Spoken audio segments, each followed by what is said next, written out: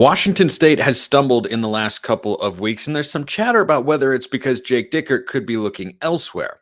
I do not believe that particular explanation. You are Locked On Pac-12, your daily podcast on the Pac-12 Conference.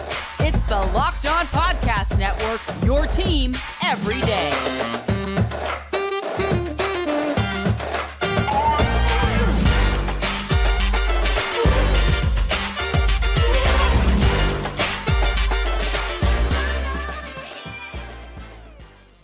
Welcome, everybody, to another episode of Locked On Pac-12. I'm your host, Spencer McLaughlin. Thank you so much for making this your first listen or your first view of the day. Part of the Locked On Podcast Network, your team every day, and your number one source to stay up to date with our media rights and soon to be mostly team-free. But until then, beloved and loaded Conference of Champions. Like, comment, subscribe, rate, review, please, and thank you wherever you listen to or watch this show, which today is brought to you by Prize Picks, the largest independently owned daily fantasy sports platform in North America. Go to prizepicks.com/lockedoncollege. Use code lockedoncollege for a first deposit match up to $100. So, Wazoo in the last couple of weeks was all the way up to number 13 in the AP poll after two top 20 wins in their first four games and a couple other dominant wins against inferior opponents. They deserved to be there.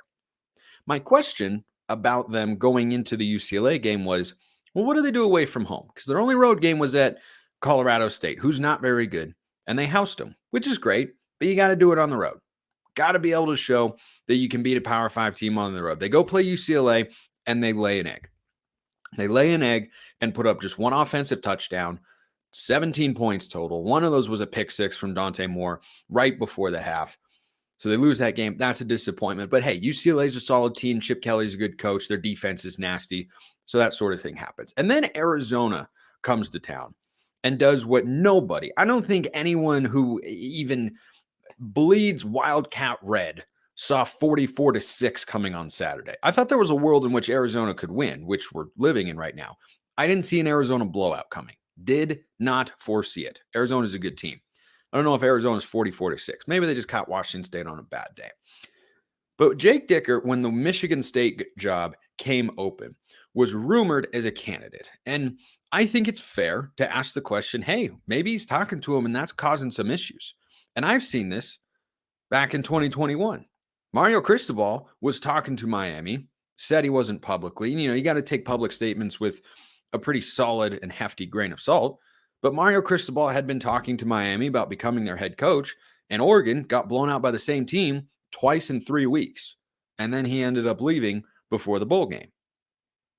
I do not buy that that's what is happening here with Washington State. So Jake Dickert came out and passionately denied that he's spoken to anyone, that he's not talking to anyone. He was on the radio with John Canzano on the Bald Faced Truth. And he said, quote, "I have not talked to a single person, not just in the bye week, but any week, John. I love being here. I don't need to defend my position here at Washington State. This is a job that I'm here to do and move our program forward and into the future. We're excited about that. That's been our only focus the whole time." Now, he was more rumored as a potential Michigan State candidate. I wouldn't say it was, actively out there in the reporting world as to, Dickert could be a guy. And look, I have long said I think Jake Dickert is a good football coach. And he does say there that he hasn't spoken to anybody. Doesn't mean his agent hasn't. Also doesn't mean that any conversations that we do not know one way or the other have taken place can't just be used as leverage against Washington State to try to get him, a raise or an extension or something like that. Coaches and their agents use those sorts of tactics all the time. So when I look at this situation and say, okay, does the play on the field raise an eyebrow? Yes, sort of. The Arizona game does, but the UCLA game does not. My questions for Washington State coming into the year. I asked one big question for every team, which are presently defining each team's season in one way or another. I had two really for Washington State. The primary one was, well, what are you going to get from Cam Ward? Which version of Cam Ward do you get game in and game out? In each of the last 2 weeks, he's been under 200 yards and had multiple turnovers. They've lost both of those games. When you couple that with the fact that Dickert is saying publicly in pretty clear terms there that he's not talking with anyone, that he's there to be at Washington State and such, that trend of Cam Ward not playing well, resulting in Washington State not playing well, has been the case since he got to campus in Pullman. That's how it has gone. And that's Washington State's ceiling. They've run for 47 yards. 47 yards as a team in the last 2 games combined. 8 quarters of football. They've run for 47 yards. And my secondary question with them is, what do you have on the offensive line? Because that was a weakness a season ago. And I didn't see a lot of big-time transfers coming in on that front, and that's been the problem. They were overmatched against UCLA. They had a chance to go down and tie the game, trailing by 8. They go with a quarterback power, and they can't get a yard. They were not able to pick up a yard at any point in time. And I think they might struggle running the football in Eugene against Oregon this Saturday as well. So when I look at the fact pattern, which is that the Jake Dickert rumors to Michigan State, I mean, it popped up very briefly. So unless he's told them something that he hasn't told all of us, I don't think he's legitimately a top target there, because his name kind of got tossed out initially, but I haven't heard or seen anything regarding Jake Dickert and Michigan State recently. So unless they're just keeping it all under wraps, which they could be, possible for sure, but I don't think that it's as likely. I think Washington State has just unfortunately laid an egg in the last couple of weeks. They've just played bad with bad matchups, particularly UCLA. UCLA is a team that I think is on Washington State's level this season. I predicted them to have the same record before the season began. UCLA, I think, might be a game or two better than I thought, but still, they're in that sort of range, right? The 7 to 9 win range. That's what those teams are. And when you look at that specific matchup, when a lot of other things are equal, you have a better quarterback in Cam Ward. You have, I think, slightly better weapons at UCLA, but I think Washington State's defensive staff, though UCLA looks to have made a really, really good hire with their defensive coordinator. Like, a lot of things are similar there, but the matchup was a bad one because Washington State's biggest weakness offensively was UCLA's greatest strength.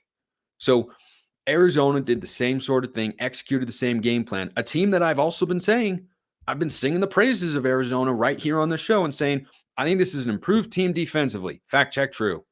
I think this is an improved team overall with a good head coach and good weapons. Fact check, true. They have played really good football this year. So that's why I don't buy that rumors about Dickert going elsewhere could be impacting the play on the field. I don't think it's a crazy out of left field theory. We've seen it in college football on more than one occasion, right? You could go back maybe to Lincoln Riley at Oklahoma, Mario Cristobal while at Oregon before they went to USC and Miami respectively. That could happen. Could absolutely be possible. But I lean 80-20, maybe even more than that, maybe more like 90-10, given the matchups and the way they've played out. Like, those Washington State losses have looked the way regular Washington State losses have in the last couple of seasons. They got beat pretty badly against USC last year. Well, Arizona's playing on the same level as USC right now. Took them to double overtime in Los Angeles. I think that game was more about what Arizona did do rather than what Washington State didn't do. I don't think the season is over for the Cougars. They can still get to a pretty good bowl game, have a good matchup, have an 8-9 win season by the time the dust settles. Can they get to the Pac-12 championship game? No. No, unfortunately, they cannot, and they were certainly in a position to proceed on that trajectory after beating Oregon State and looking really good while doing so. But I don't see how the talks have just suddenly ramped up in the last couple of weeks when those early rumors and, potential reports about, Dickert could be a candidate here. I think that was pretty superficial, and that stuff started quite a long time ago. So I think that the timeline, the fact pattern all lines up to where Washington State just hasn't played good football last week, and they've run into a tough couple of teams. So what a slate of games this week. Just four games, but we've got a range of outcomes on every one of them. Only 2 games could truly go either way, but which 2 be those? We'll talk about that. You can go either way on stat projections on Prize Picks, though, because that's the way that it works. The largest independently owned daily fantasy sports platform in North America, Prize Picks, is the easiest and most exciting way to play daily fantasy sports. It's just you against the numbers. That's it. Instead of battling thousands of other players, pros, sharks, and the like, you just pick more or less than on 2 to 6 player stat projections and watch the winnings roll in. Quick withdrawals, easy gameplay, and an enormous selection of players and stat types are what make Prize Picks the #1 daily fantasy sports app. So go to prizepicks.com/lockedoncollege. Use code LockedOnCollege for a first deposit match up to $100. That's prizepicks.com/lockedoncollege for daily fantasy sports, and use code LockedOnCollege for a first deposit match up to $100.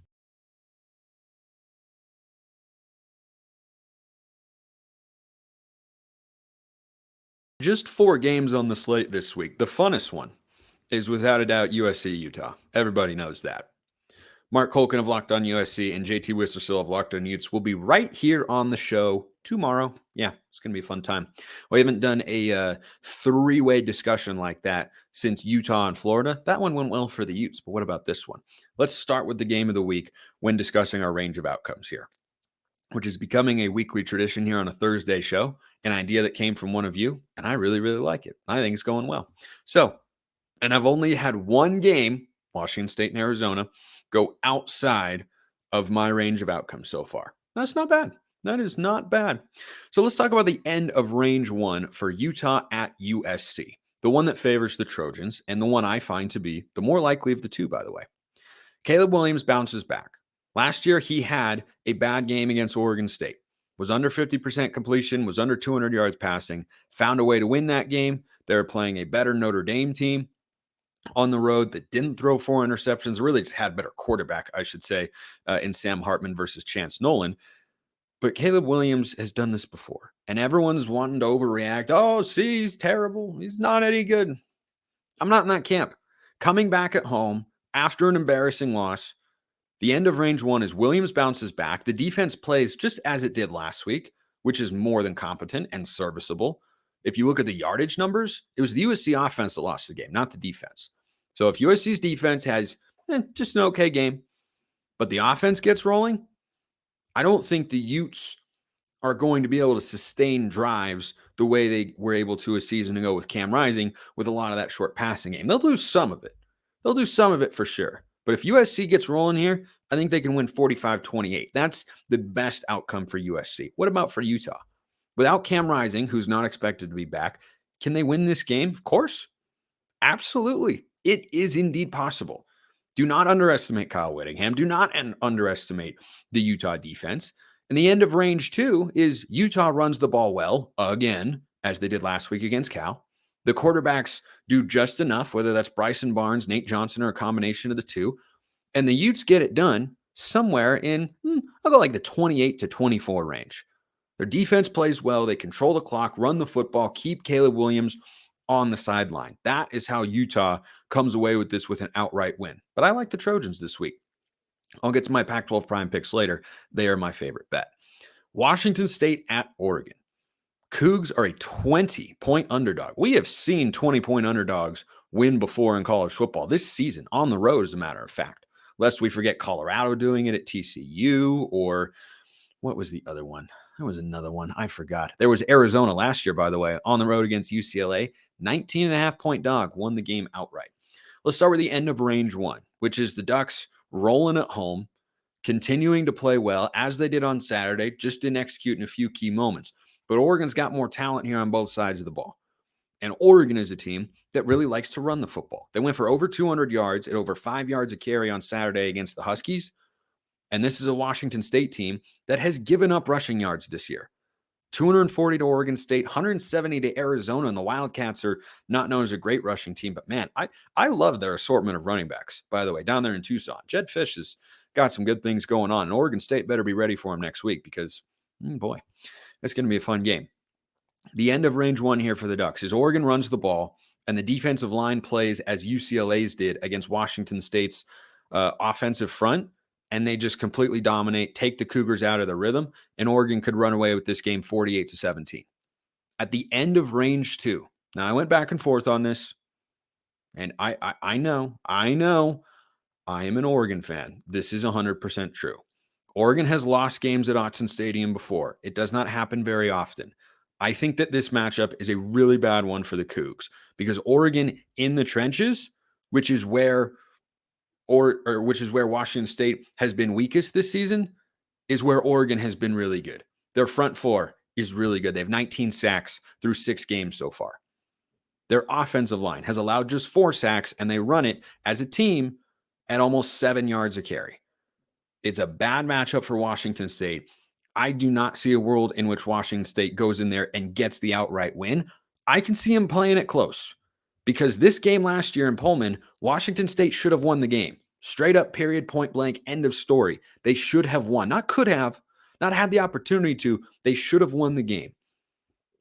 But Washington State right now, I don't know what the vibes are in the locker room exactly after a 44-6 loss, but having to go on the road to Autzen Stadium on their homecoming game is not ideal.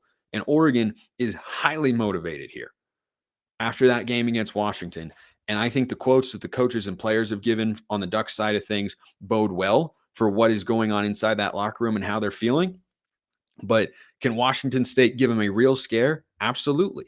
That involves Cam Ward having a game he did last year when he went for, I think, about 400 yards through the air. So if he goes crazy, and if the Ducks have kind of an emotional letdown after last week's big emotional game against Washington, the Cougs, I think, could really put a scare into the Ducks. I don't think they can get the outright win here. 31-27, I think, is where they get it, but I lean much more towards Oregon in this game. I think it's a bad matchup for Washington State. So let's get to UCLA-Stanford. UCLA-Stanford, which is going to have my 5th bonus Pac-12 prime pick bet of the week, which I don't normally do, but saw something that I really liked, and I'll explain. End of range 1. Either team could win this game. I think UCLA is going to get it done, but either team can win this game. The end of range 1. UCLA's front 4 dominates Stanford's offensive line. UCLA's front 4, probably the best in the conference. Stanford's offensive line, among the worst in the conference. Played better last week. That was against Colorado. This is a different unit. If Dante Moore protects the football, I think the Cardinal offensively could really struggle in this game. UCLA and Colorado defensively could not be any more different. You're not putting up 36 or whatever, however many points it was in a half. That's not happening here. So if Dante Moore protects the ball, UCLA could run away with this game. They're favored by 17 points and win 38-14. They could cover that, maybe even win by a tad more. I don't know if they've got the offensive explosiveness yet in the passing game and the synchronicity they need. They can win this game with defense and running the ball, though, because Stanford struggles to stop the run. The end of range 2 does, to me, include a Stanford upset. It does. Is it easy? Absolutely not. Possible? Yes, it is. So that has to start with Ashton Daniels, who needs to be the starting quarterback for the Cardinal. I presume he will be. He most definitely should be. Earned it last week. If he keeps it going and is protected well enough, and the wide receivers run crazy, and the defense is able to do what everyone else has done against Dante Moore this season and force turnovers, then yeah, Stanford could win the game and pull a big upset here, 24-20. I don't know that that's likely. Stay tuned for the Pac-12 prime pick selection later in the game, though. Finally, range of outcome for ASU at Washington. The end of range 1 looks a little something like this. Washington stays full steam ahead. They continue to roll at Husky Stadium, where they just beat a team by 3 that is much better than Arizona State, where they still threw for over 300 yards and still put up 36 points. Arizona State's defense is sneaky nice. It really is. Held Colorado to 27 points, or was it 27-31, somewhere in that range. Colorado didn't have a bunch of points, and ASU played well against Cal as well. Like, their defense has played some nice football this season. They haven't faced Washington. They haven't faced a team like Washington yet, except for USC. They gave up 42 at home. This is on the road. The Huskies could roll here. They're 26.5-point favorites right now, according to our friends at FanDuel. 59-17.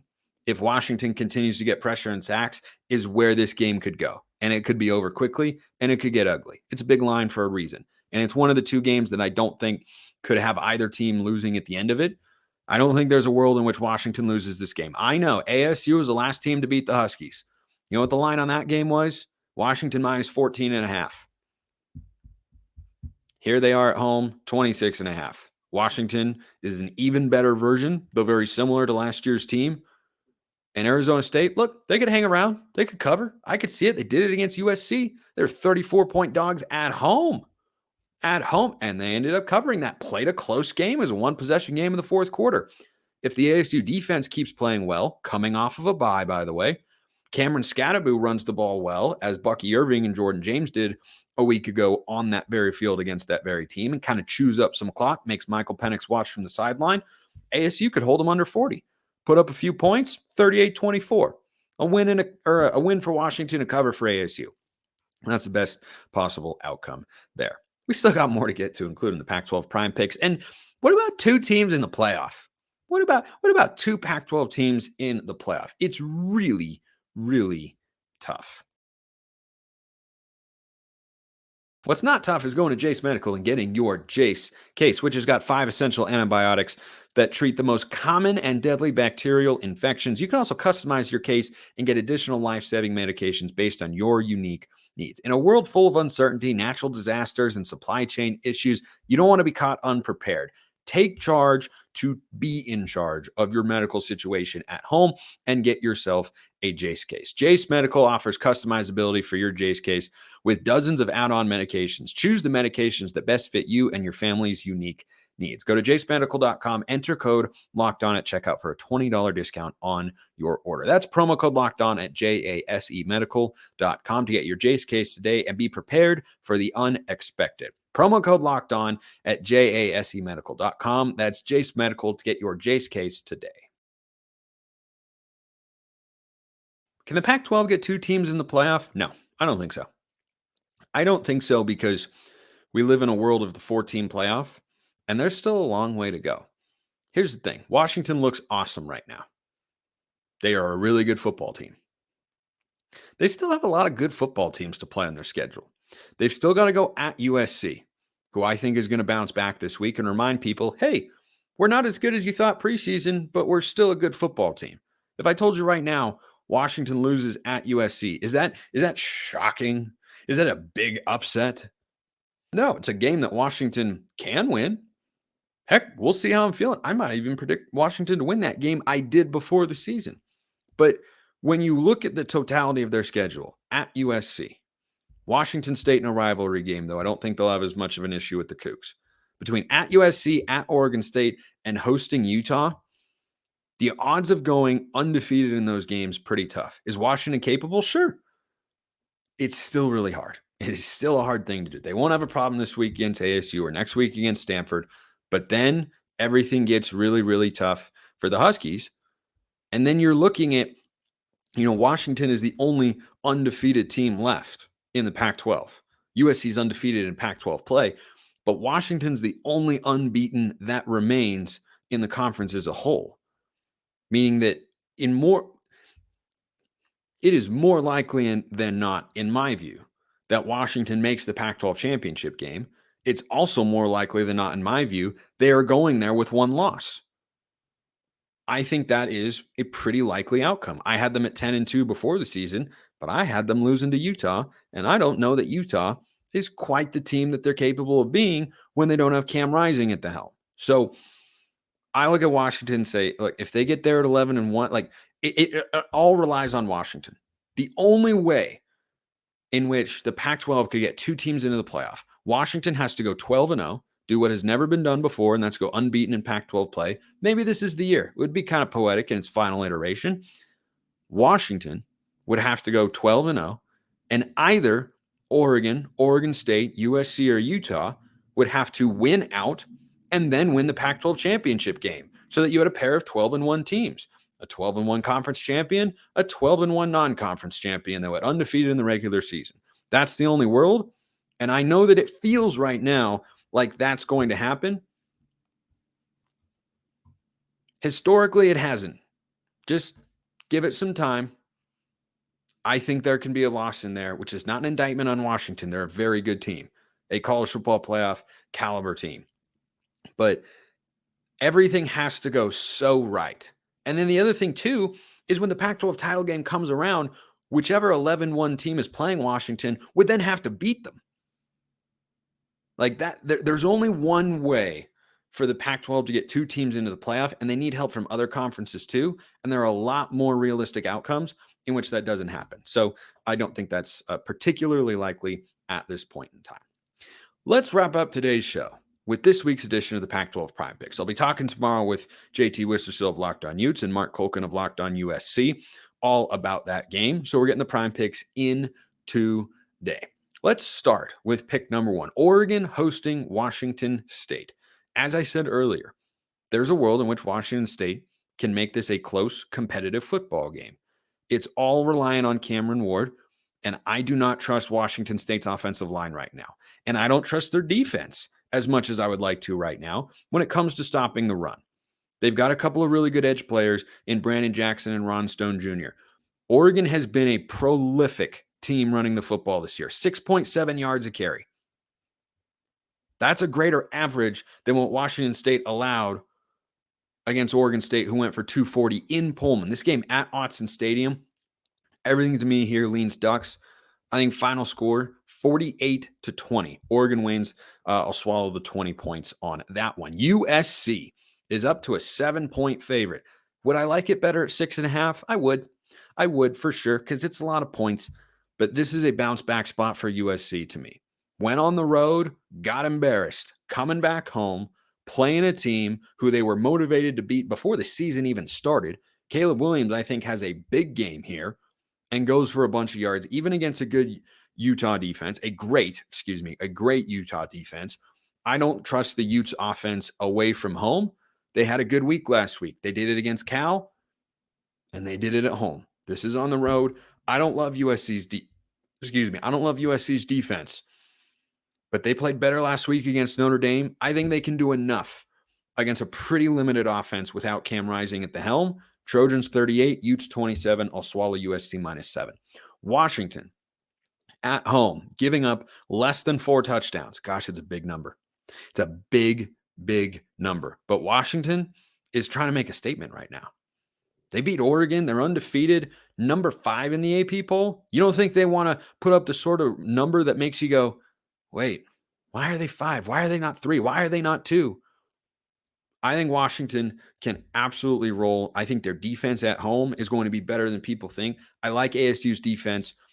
I saw them at home play USC, whose offense I don't like as much as Washington's, by the way, especially after last week.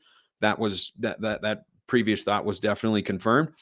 I look at Washington and say that team at home is just going to roll. And they just keep rolling people over and over again. Huskies got me a point in the win column last week. I think they'll do it again. 26.5, big number, but I think they win. Huskies 52, Arizona State 24. And I think ASU, that's kind of the high end of their scoring limit here. Washington's defense is better than you think. Stanford. What to do with Stanford as they take on UCLA? I can see an upset here, not predicting it though. I like the Bruins because I just like Oregon and Washington State. This is a bad matchup for Stanford. Colorado is the right matchup because Colorado is all about stuff on the perimeter, and Stanford's clearly got better perimeter players than we thought. This is not what UCLA is going to do. They're going to line up and run the football, and they're going to have a tough time stopping the run, as they have for the last couple of seasons. However, I don't think UCLA is in full-blown attack mode with the air component of their offense, with the passing component of their offense, if you will. I think UCLA wins. I like a Stanford cover at +17. They've been a good team at home. They played Oregon tight for a quarter and a half. They took Arizona down to the wire, by the way. Let's not forget about that. 21-20 was the final score there. Stanford lost, but Stanford was a big underdog in that game too. They're getting even more points here. I don't think UCLA is quite explosive enough in the passing game or consistent enough to run up the score and cover that 17. Stanford 30, or excuse me, no, not Stanford 30. UCLA 30, Stanford 17. Which leads me to my 5th bet of the week, because I like having the odd numbers to have a definitive winning or losing week.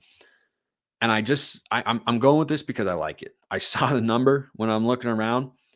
UCLA at Stanford, under 53.5, according to our friends at FanDuel. I'm in. I'm in on under 53.5. This is a nasty UCLA defense. It's going to be an outmatched Stanford offensive line. There's a world in which the Cardinal don't put up more than 13 points, at which point in time you're saying UCLA would then have to score over 40? Have they done that this season against an actual team? Fact check, they have not. Beat San Diego State on the road 35-10. I think this is a similar kind of game, but I like Stanford's offense a little bit more than San Diego State's. So I'll take the Cardinal to 17 points, but the under 53.5 is the fifth bonus bet of the week. So we're looking at the big game of the week tomorrow on the show. Utah and USC. We'll be breaking it all down right here on Locked On Pac-12. Appreciate everyone listening. I'll see you next time. And until then, hope you have a wonderful rest of your day.